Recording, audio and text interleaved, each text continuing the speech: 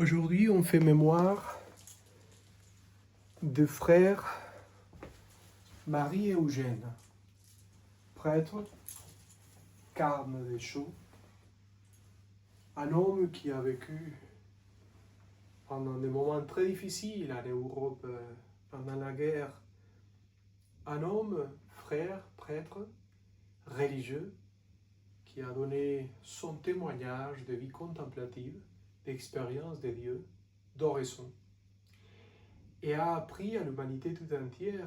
Il a écrit un livre célèbre, Je vais voir Dieu, dans lequel il invite l'humanité tout entière, les hommes, les femmes, à vivre la même expérience contemplative de nous, les carmes, les carmélites, faire la rencontre avec notre Seigneur, se laisser travailler par la grâce de l'Esprit Saint, transformé par la grâce de l'Esprit Saint, à tel point qu'on se laisse, qu'il montre son visage à travers nous. Mais pour arriver là, il faut la prière, il faut l'oraison. On a tous besoin de cette expérience contemplative à laquelle lui-même nous invite. Plonger en Dieu. Rencontrer le Christ qui habite notre cœur. Regarder son visage. L'amour de quelqu'un, Christ, notre Seigneur, qui habite notre cœur, qui nous remplisse de sa joie et de sa sainteté. L'évangile d'aujourd'hui, Marc 6, il va y aller, notre Seigneur, à Nazareth. En ce temps-là, Jésus rendit dans son lieu d'origine et ses disciples les suivirent.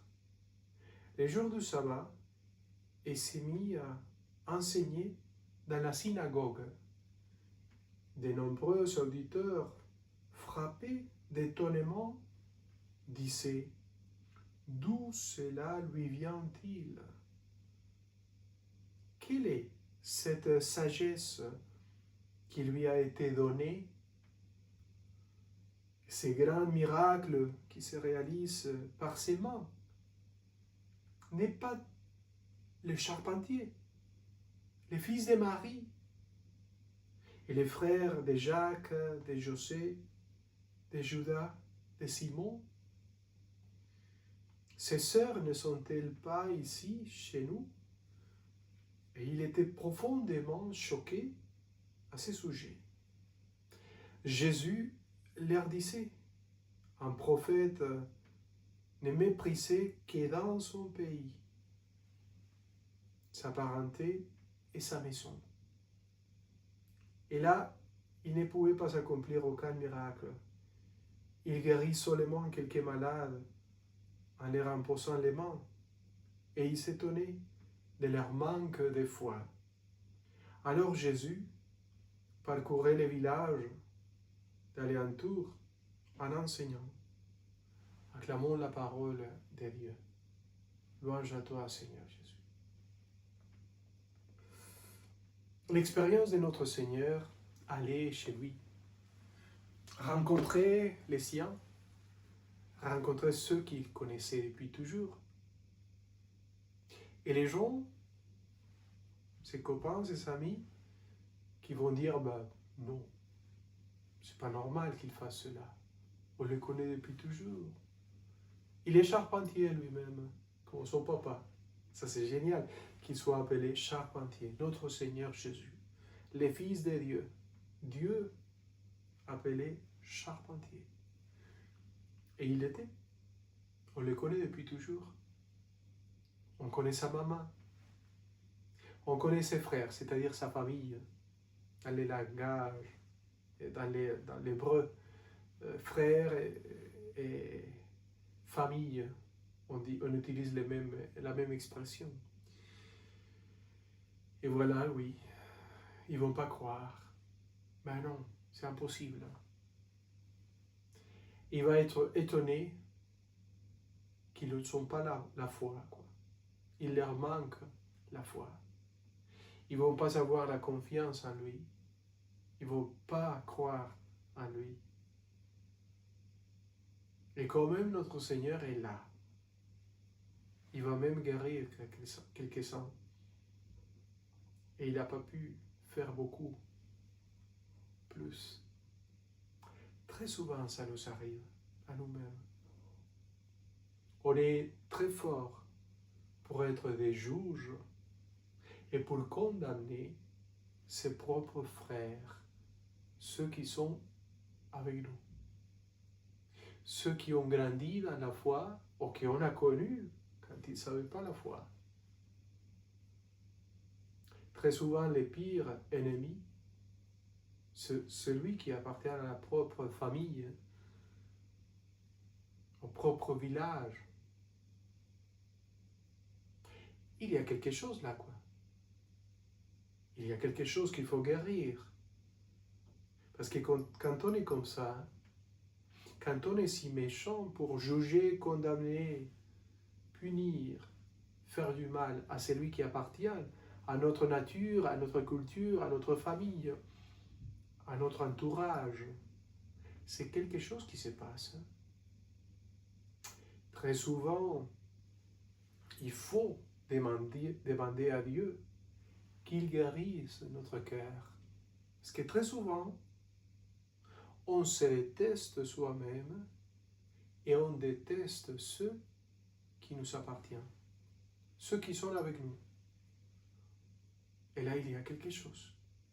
Une blessure, depuis qu'on est gamin, une blessure profonde, une manière de juger, de condamner ceux qui sont plus proches de moi et ne pas leur croire et dire sont les pires, etc. C'est les pires des pays, c'est les pires des villages, et c'est n'importe quoi. On devient très méchant. Donc, cette cœur qui est très souvent très blessé, dans lesquels on n'accepte pas les gens qui appartiennent à soi-même, à sa propre histoire, à ceux qui on a connus depuis toujours. Ces cœurs blessés, il faut l'offrir à notre Seigneur dans l'oraison, dans la prière, et lui dire, mais voilà, j'ai besoin d'être guéri et libéré par toi. Je t'offre mon cœur, Seigneur. Guéris mon cœur. Sois capable de transformer les blessures de mon cœur pour que moi-même, je puisse me voir avec l'amour que toi, tu as pour moi. Que le même amour, la même miséricorde, la même compassion, la capacité que tu as pour me comprendre, pour me guérir et pour m'aimer. Donnez-moi cette même capacité pour me regarder, pour ne pas faire des jugements violents, mais plutôt dire à notre Seigneur, dire à toi Jésus, voilà mon cœur blessé, voilà mon cœur que tellement de fois je n'ai pas aimé. Je t'offre mon cœur blessé pour que ce soit toi qui sois capable de le guérir. Guéris mon cœur, Seigneur. Guéris mon cœur. Donnez-moi ton visage pour me regarder avec ta miséricorde. Donnez-moi la foi.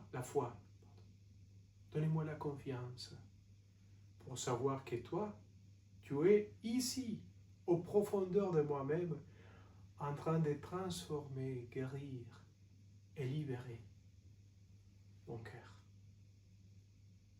Donnez-moi ton amour, pour qu'avec ton amour, je sois capable d'aimer à moi-même. Être capable d'aimer, d'avoir la miséricorde avec moi. En même temps, bien sûr, il faut marcher, il faut avancer, il faut changer des habitudes qui ne sont pas bonnes. Laisser tomber le péché, bien sûr. Mais il faut avoir l'amour pour soi-même qui soit donné par Dieu. Pas un égoïsme en soi, non. Avoir l'amour que Dieu a pour moi, pour m'aimer avec ce même amour. Pensez à ça. Pensez à ça. Et toujours dans la prière, dans l'oraison, il faut dire au Christ, mais voici, guéris mon cœur, guéris mon âme. Au nom du Père, du Fils et du Saint-Esprit.